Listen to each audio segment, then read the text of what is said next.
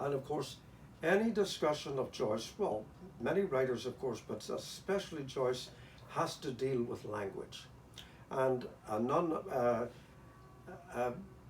eminent Joycean scholar, one of many, Stuart Gilbert, mentions, without naming the critic, that one critic actually goes so far as to suggest that the protagonist of Ulysses is neither Bloom, nor Stephen, nor Molly, but actually language itself. And of course, and here I'm quoting from the importance of, to show the importance of language, I'm quoting from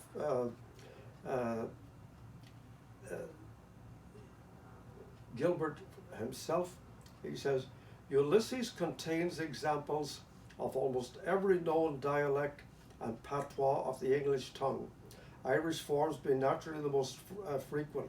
There are abrupt transitions from literary idiom to the colloquial, from patristic gravity to the slang of a speakeasy. And to quote from Joyce himself, monk words, merry beads, jabber on their girdles, rogue words, tough nuggets patter in their pockets.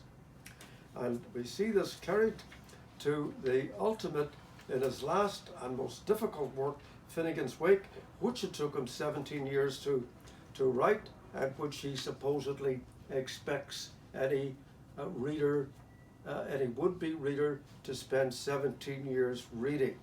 And so a quote from Finnegan's Wake for Tim Finnegan, who works on a building site, and he's going up Joyce got the idea from an old Dublin folk song, Finnegan's Wake. And one day Tim was, to rise in the world, he carried a hod. And a hod was a box with a handle on it for carrying bricks, a building site. In Joyce's wild version, I say wild because it's so way out there, but delightful for all that. And this is, I'll end up with this. He talks about what he was doing when he fell. What was he building? And there's puns in it about the Eiffel Tower, the Woolworth building, and so on. And he says, and here I go, he was building a wall worth of a skyscape of most Eiffel. Did you like that? Of most Eiffel, Hoyt and Towerley, with a burning bush above at its bubble top, and Lawrence O'Toolers are clittering up and Thomas O'Buckles clittering down. Reference to biblical history, to church history. Lawrence O'Toolers was a one-time Archbishop of Dublin. And Thomas O'Buckles, of course, is easily recognized as the martyred Thomas à Becket, murdered by the henchmen of King Henry II.